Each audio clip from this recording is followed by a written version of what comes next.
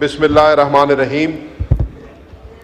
शुक्रिया जनाब स्पीकर, आपने बजट पे बात करने का मौका दिया।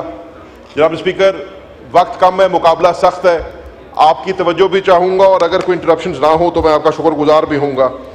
जनाब स्पीकर, यहाँ पर बात की गई चार्ज एक्सपेंडिचर्स की।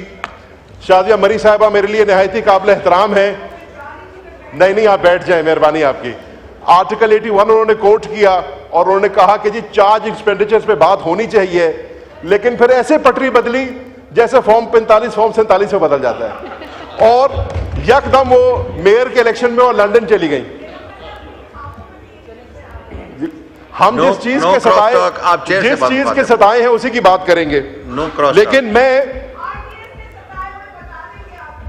आरटीएस से कहानी बहुत आगे चली गई अब, लेकिन मैं सर कोशिश करूंगा कि मैं अपनी गुफ्तगू जो है इस कम वक्त में चार्ज एक्सपेंडिचर्स पे बात करूं। जनाब स्पीकर, चार्ज एक्सपेंडिचर्स में इलेक्शन के अंदर आपने मद में पैसे रखे हैं, सारा आपके पास लिखे हुए, मुझे बार बार उनको रिपीट करने की जरूरत नहीं है। मैं इलेक्शंस पे बात करूंगा, मैं नेशनल असेंबली पे बात करूंगा, मैं फॉरेन लोन्स की रिपेमेंट पे बात करूंगा, डेट सर्विसिंग पे बात करूंगा और repayment of short term foreign credits पे बात करूंगा। जनाब स्पीकर, इलेक्शन के लिए जो 10 अरब रुपया रखा गया है, आज ये कहना गलत नहीं होगा कि पाकिस्तान में इलेक्शन को आपने मजाक बना दिया है। पाकिस्तान में इलेक्शन प्रोसेस को मजाक बना दिया गया है। पाकिस्तान की आवाम आग का दरिया अबूर करके जूती के निशान पर मुझे मुंतखब किया, बैंगन के निशान पे और हुक्के के निशान पे और मेरे फाजिल मेंबरों को यहां पे मुंतखब किया, लेकिन हमारे फॉर्म 45 तब्दील किए गए, फॉर्म 47 में और लोगों को लाया गया। आज हमारे वो सारे मेंबर्स इन गैलरियों में बैठे थे जो फॉर्म 45 के तहत मुंतखब होके पाकिस्तान के अवाम का वोट लेकर यहां पर इस ऐवान में जिनको होना चाहिए था, लेकिन आज इस ऐवान में नहीं है। क्यों? क्योंकि इलेक्शन कमीशन ऑफ पाकिस्तान ने अपना काम पूरे तरीके से नहीं किया। जनाब स्पीकर, ये जो रजीम चेंज ऑपरेशन हुआ और उस रजीम चेंज ऑपरेशन की वजह से जो पीडीएम 1.0 की हुकूमत आई, जिसको आप निगरान हुकूमत बुलाते हैं, और आज ये जो पीडीएम 2.0 की हुकूमत आई है जो अभी मार्ज़े वजूद में बैठी है, इलेजिटिमेट हुकूमत जो है, इसके आने से हमारे मुल्क की मईशत के साथ जो खिलवाड़ हुआ है, मैं 2 मिनट उस पर बात करना चाह रहा हूं।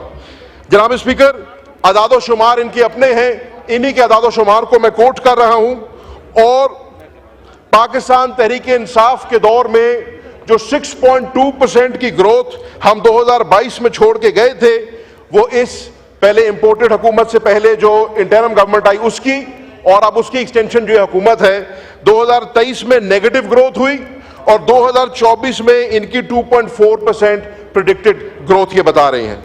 जनाब स्पीकर, 2 साल के कंसेक्यूटिव कॉन्ट्रैक्शन की वजह से जिस किस्म की इन्होंने रिग्रेसिव टैक्सेशन की है, जिस किस्म की इन्होंने बिजली और गैस की कीमतों में इजाफा किया है और जिस किस्म की इन्होंने रिस्ट्रिक्शंस लगाई हैं, उससे हमारी मईशत सुकड़ कर रह गई है और जो टारगेट्स आज ये हमें बता रहे हैं, ये वो टारगेट्स भी नहीं अचीव कर पाएंगे। मैं कोशिश करूंगा उस पर रोशनी डालने की।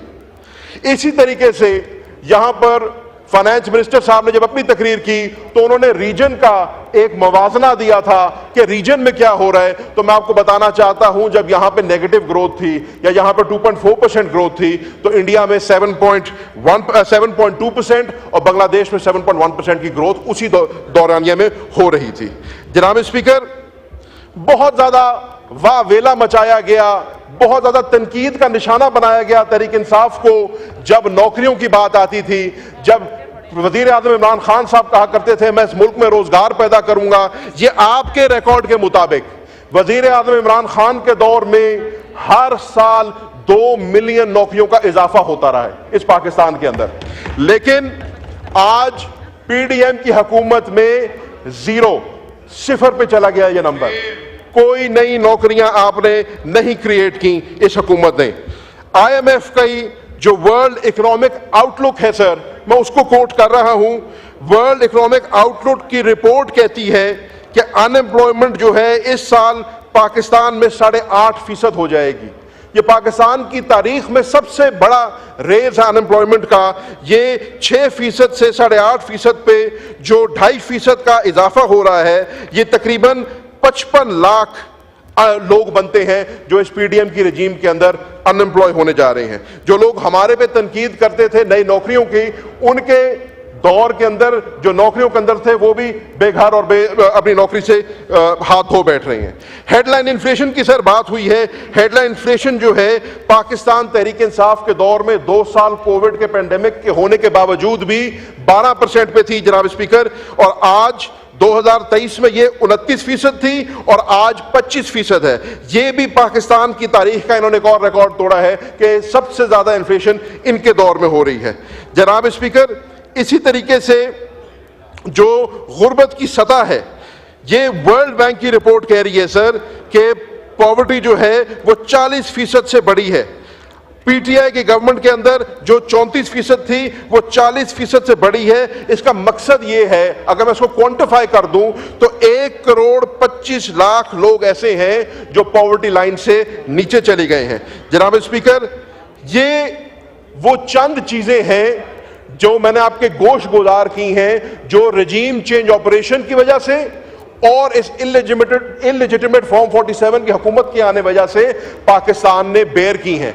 ये कहना गलत नहीं होगा जनाब स्पीकर, यहां पर बड़ी बात की जाती है 1971 की, लेकिन अगर मैं आज जनाब स्पीकर ये कहूं कि 1971 के सानिये को मिला लें, 2010 के मिला लें, इन सब ने पाकिस्तान का इतना नुकसान नहीं किया जितना इस पीडीएम की हुकूमत ने और रजीम चेंज ऑपरेशन ने पाकिस्तान का किया। जनाब स्पीकर, जो 2025 का बजट इन्होंने दिया है, ये ना सिर्फ रिग्रेसिव है बल्कि ये एंटी ग्रोथ है। और जनाब स्पीकर, मैं उसकी मिसाल देता हूं कि एफबीआर के जो टारगेट्स हैं वो 12 ट्रिलियन पे रखे गए हैं। ये 40% का इंक्रीज है जो इन्होंने अपना प्रोजेक्ट किया है। जनाब स्पीकर, इस मईशत के अंदर, इस लो ग्रोथ एनवायरनमेंट के अंदर ये इन्होंने टैक्स नेट नहीं बढ़ाया, इन्होंने जो एग्जिस्टिंग टैक्स पेयर है उसके ऊपर और बोझ डाला है ताकि जो बेचारा इस मुल्क में टैक्स पे करता है उसकी भी बस हो जाए। जनाब स्पीकर, इनकी ये जो प्रेडेटरी टैक्स रिजीम्स थी, आपको याद होगा कि जब मिफ्ता इस्माइल साहब का दौर था तो मिफ्ता इस्माइल साहब ने सुपर टैक्स 10% लगाया और यहां पर इस फ्लोर पर कस्में दे के कहा कि 1 साल का टैक्स होगा, 1 साल से आगे ये टैक्स नहीं जाएगा। आज तीसरा साल है उस टैक्स का तसलसल हो रहा है। आज तीसरा साल है कि पाकिस्तान का जो एग्जिस्टिंग टैक्स पेयर है उसके ऊपर कमर तोड़ टैक्स डाले जा रहे हैं, टैक्स रेट में इजाफा नहीं किया जा रहा। जनाब स्पीकर, इसी तरीके से जो पाकिस्तान तहरीक इंसाफ ने अपने दौर के अंदर अच्छे इकदाम लिए थे टैक्स नेट को बढ़ाने के लिए, एफबीआर रेवेन्यू को बढ़ाने के लिए, उनको बढ़ाने की बजाय इन्होंने उनको बंद कर दिया। मैं आपको मिसाल देता हूं उसकी। सर, पाकिस्तान तहरीक इंसाफ के दौर के अंदर हमने रिटेल के ऊपर जो है पीओएस सिस्टम लगाया था। 1 लाख टियर 1 रिटेलर को हमने ये देखा कि जीएसटी भरा जा रहा है, कंज्यूमर जीएसटी देता है, लेकिन वो जो है हुकूमत के कॉफर्स में नहीं आता, तो पीओएस सिस्टम्स लगाए गए, इन्होंने उसको विड्रॉ किया। इसी तरीके से ट्रैक एंड ट्रेस सिस्टम लगाया गया, शुगर इंडस्ट्री शुरू किया गया। जब शुगर इंडस्ट्री में ट्रैक एंड ट्रेस लगाया गया तो पता चला कि प्रोडक्शन जो है 20% ज्यादा हो रही है रिपोर्टिंग से। इसी को हमने आगे टबैको इंडस्ट्री में, सीमेंट इंडस्ट्री में, दीगर इंडस्ट्रीज में लेके जाना था, लेकिन रजीम चेंज ऑपरेशन हो गया सर, और बाकी कहानी आपके सामने है। इसी तरीके से sir, single window customs facility दी गई ताकि ईज ऑफ बिजनेस हो, ताकि लोगों को उनका रिफंड वापस मिल सके। लेकिन आपने देखा कि ये सारे प्रोग्रेसिव स्टेप्स जो पाकिस्तान तहरीक इंसाफ ने किए थे टैक्स नेट को बढ़ाने के लिए, एफबीआर रेवेन्यूज को बढ़ाने के लिए, उनको शेल्फ किया गया है। और जो सबसे बड़ी सितम ज़रीफी है जनाब स्पीकर, ये इनके अदाद शुमार बता रहे हैं कि 43 million potential tax payer identify किया था एफबीआर ने।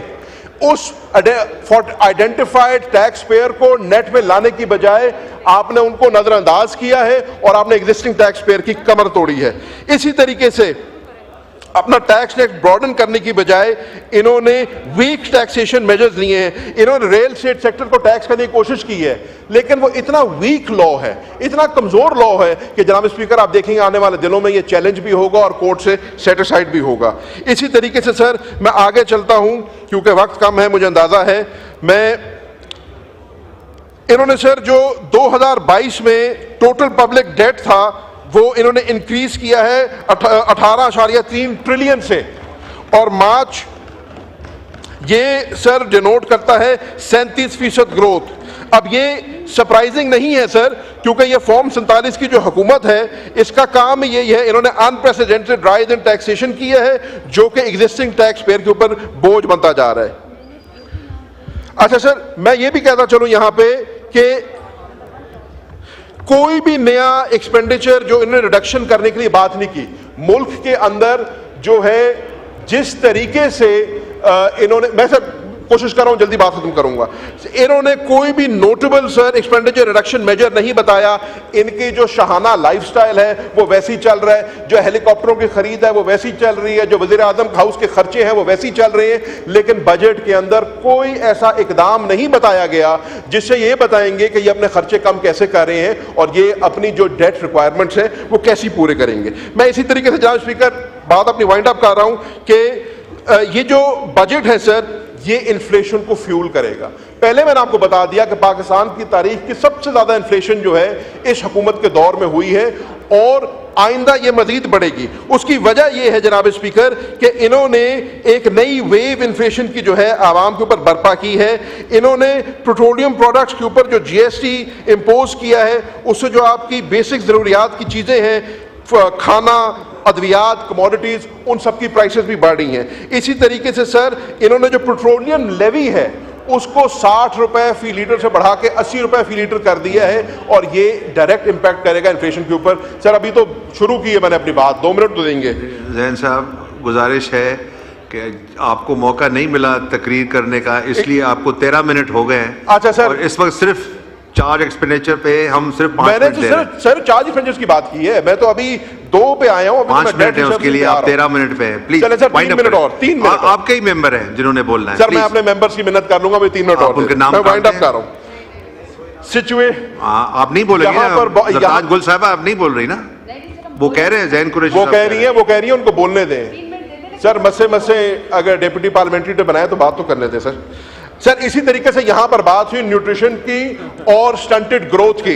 मैं आपको यहां पर बता देना चाहता हूं सर, स्टंटेड ग्रोथ के ऊपर ऑनरेबल फाइनेंस मिनिस्टर ने बात जरूर की, लेकिन इन्होंने एक जीरो रेटेड इंडस्ट्री थी हमारी फॉर्मूला और बेबी फूड की, उसके ऊपर से इन्होंने इसको हटाकर 18% जीएसटी इंपोज किया है। यानी कि जो आप इन्होंने खुद फरमाया अपनी तकरीर में कि पहले 1000 दिन के अंदर बच्चे के लिए ये नश्र नुमा, ये खुराक जरूरी होती है, आज आपने पाकिस्तान के गरीब बच्चे से ये भी छीन लिया है इसके ऊपर 18% जीएसटी डाल के। सर एग्रीकल्चर सेक्टर, क्योंकि मेरा ताल्लुक एग्रीकल्चर से है, मैं इस पर लाजमी बात करना चाहूंगा कि पाकिस्तान के किसान की आपने कमर तोड़ी। पहले गंदम का आपने क्राइसिस क्रिएट किया, आप जिन्होंने गंदम का क्राइसिस क्रिएट किया था उनको रिप्रिमांड करने की वजह आपने उनको आला वजारतें दी हैं, आला उहदे दिए हैं। एक वजारत नहीं, 3 ओहदे उसके ऊपर भी दे दिए हैं। लेकिन सर उसका नतीजा क्या निकला है कि जो गरीब किसान अपनी गंदम लेके घर पे बैठा है उसकी एग्रीकल्चर इनपुट्स जो हैं और उसके जो एग्रीकल्चर रिलेटेड आइटम्स जो हैं उसके ऊपर भी आपने 18% सेल्स टैक्स लगाया है, ट्रैक्टर के ऊपर, खाद के ऊपर, पेस्टिसाइड के ऊपर। सर डीएपी गरीब किसान अब आज नहीं खरीद सकता। डीएपी के ऊपर आपने जीएसटी को 5% से बढ़ा के 18% कर दी है, ताकि जो गरीब किसान अपनी फसल के अंदर डीएपी डालता था, अपनी प्रोडक्शन बढ़ाता था, अपनी प्रोड्यूस यील्ड बढ़ाता था, वो उसे भी महरूम हो जाए। इसी तरीके से sir state bank of Pakistan, मैं खत्म कर रहा हूं sir, state bank of Pakistan जिस रेट पे नोट छाप रहे पाकिस्तान की तारीख में पहले कभी नहीं हुआ।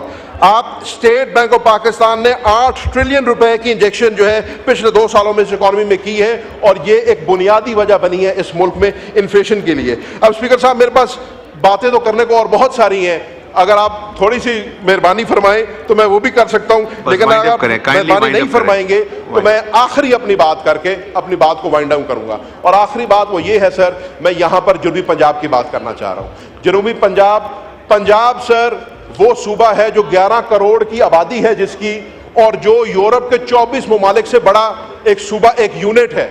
ये जब क्योंकि ऑनरेबल प्राइम मिनिस्टर साहब यहाँ पर तशरीफ रखते हैं और ये खुद बकौल इनके कहा करते थे कि ये 24 घंटों में से 26 घंटे काम करते हैं, इनके दौर में भी पंजाब इनसे नहीं संभल सका। अब जो हमारे पास ऑनरेबल चीफ मिनिस्टर साहिबा हैं, उनको अगर टिकटॉक से फुर्सत मिल जाए तो शायद पंजाब को संभाल लें। पंजाब को सर हमने एडमिनिस्ट्रेटिव बेसिस के ऊपर उसको हमने डिवाइड करना है, जनूबी पंजाब को उसका हक देना है। मैं आखिरी बात कर रहा हूं और खत्म कर रहा हूं अपनी बात। हमने सर पाकिस्तान तहरीक इंसाफ के मंशूर में जनूबी पंजाब का मसला रखा था। आपके इल्म में है कि जनूबी पंजाब के हमारे पास अददी अक्सरियत मौजूद नहीं थी सूबा बनाने की, तो हमने एडमिनिस्ट्रेटिव स्टेप्स लिए 3। हमने पहला काम यह किया कि हमने जनूबी पंजाब का सेक्रेटेरिएट मुल्तान में बनाया। हमने 19 महकमों को वहां पर उनके सेक्रेटरीज को बिठाया, रूल्स ऑफ बिजनेस को अमेंड किया और उनको बाइख्तियार किया। उसके साथ साथ हमने एडीबी को बाइफरकेट किया और जनूबी पंजाब के एडीबी को अलहदा करके उसको रिंग फेंस किया ताकि जनूबी पंजाब का पैसा जनूबी पंजाब में लग सके। और जो हमने तीसरा अच्छा काम किया था वो ये किया था कि जनूबी पंजाब का जो गयूर नौजवान है उसको उस हिस्से की नौकरी मिले। जैसे जुल्फिकार अली भुट्टो साहब ने सिंध में अर्बन और रूरल कोटा बनाया था, वैसे हमने कोशिश की थी कि जनूबी पंजाब के हम नौजवान को उसका हिस्सा दे सके। बदकिस्मती ये, और इसमें पीपल्स पार्टी बराबर की शरीक है क्योंकि इस हुकूमत का हिस्सा है, इस हुकूमत ने आके उस सारे का रोल बैक किया है। इन्होंने हमारा सेक्रेटेरिएट बंद किया, इन्होंने जनूबी पंजाब के नौजवान के मुस्तकबिल पर लात मारी है और इन्होंने जनूबी पंजाब को उसके हक से महरूम किया है। इसकी जितनी मजम्मत की जाए वो कम है। जनाब स्पीकर, मैं आपका शुक्रिया अदा करता हूँ। शुक्रिया।